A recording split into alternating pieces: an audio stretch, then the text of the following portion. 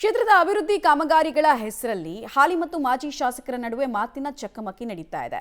ಸದ್ಯ ಪ್ರಗತಿಯಲ್ಲಿರುವಂತಹ ಕಾಮಗಾರಿಗಳಿಗೆ ದುಡ್ಡು ಎತ್ತಿಡಿ ಕಾಮಗಾರಿ ಮಾಡಿಸಿ ಅಂತ ಮಾಜಿ ಶಾಸಕ ಆರೋಪ ಮಾಡ್ತಾ ಇದ್ರೆ, ಈ ಕಡೆಗೆ ಮಾಜಿ ಶಾಸಕನ ಮಾತಿಗೆ ಹಾಲಿ ಶಾಸಕರು ನೀವು ಹಾಕೊಟ್ಟ ಮಾರ್ಗದಲ್ಲೇ ನಾನು ನಡೀತಾ ಇದ್ದೀನಿ ಅನ್ನೋದ್ರ ಮೂಲಕ ತಿರುಗೇಟನ್ನು ಕೊಟ್ಟಿದ್ದಾರೆ.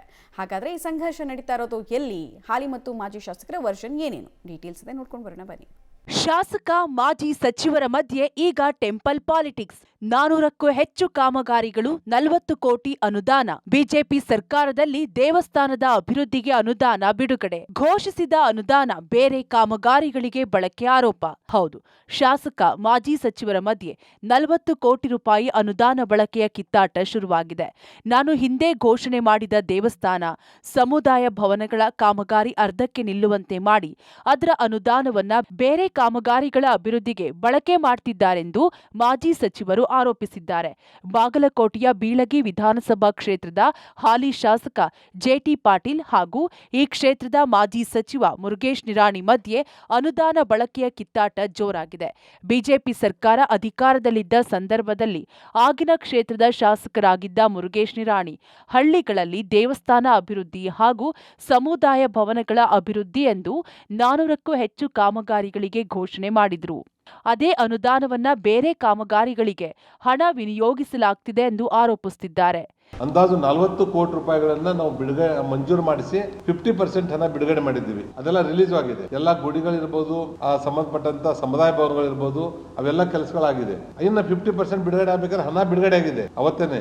ಆ ಹಣವನ್ನ ಸನ್ಮಾನ್ಯ ಬೀಳಗಿ ಶಾಸಕರು ಅವನ್ನೆಲ್ಲ ಕ್ಯಾನ್ಸಲ್ ಮಾಡಿಸಿ ಬೇರೆ ಬೇರೆ ಹೊಸ ಗುಡಿಗಳಿಗೆ ಮತ್ತು ಬೇರೆ ಬೇರೆ ತಮಗೆ ಬೇಕಾಗಿರುವಂತಹಗಳಿಗೆ ಅವನ ಅನುದಾನಗಳನ್ನ ಕೊಡ್ತಾ ಇದ್ದಾರೆ. ಮಾಜಿ ಸಚಿವರ ಆರೋಪಕ್ಕೆ ಹಾಲಿ ಶಾಸಕ ತಿರುಗೇಟು. ಬೀಳಗಿ ತಾಲೂಕಿನಲ್ಲಿ ಸುಮಾರು 54ಕ್ಕೂ ಹೆಚ್ಚು ಕಾಮಗಾರಿಗಳ ಕೆಲಸ ಪ್ರಗತಿಯಲ್ಲಿದ್ರು. ಅದಕ್ಕೆ ಅನುದಾನ ಬಿಡುಗಡೆ ಮಾಡಿಲ್ಲ. ಕಾಂಗ್ರೆಸ್ ಹಾಲಿ ಶಾಸಕ ಜೆಟಿ ಪಾಟೀಲ್ ತಮಗೆ ಬೇಕಾದ ಹಳ್ಳಿಗಳ ಅಭಿವೃದ್ಧಿಗೆ ಅನುದಾನ ಬಿಡುಗಡೆ ಮಾಡ್ತಿದ್ದಾರೆ ಎಂದು ಆರೋಪಿಸಿ ಮಾಜಿ ಸಚಿವ ನಿರಾಣಿ ದಾಖಲೆ ಬಿಡುಗಡೆ ಮಾಡಿದ್ರೆ, ಇತ್ತ ಹಾಲಿ ಶಾಸಕ ಜೆಟಿ ಪಾಟೀಲ್ ತಾವು ಹಾಕಿಕೊಟ್ಟ ಮಾರ್ಗದಲ್ಲೇ ನಡೆಯುತ್ತಿರುವೆ ಎಂದು ತಿರುಗೇಟು ನೀಡಿದ್ದಾರೆ.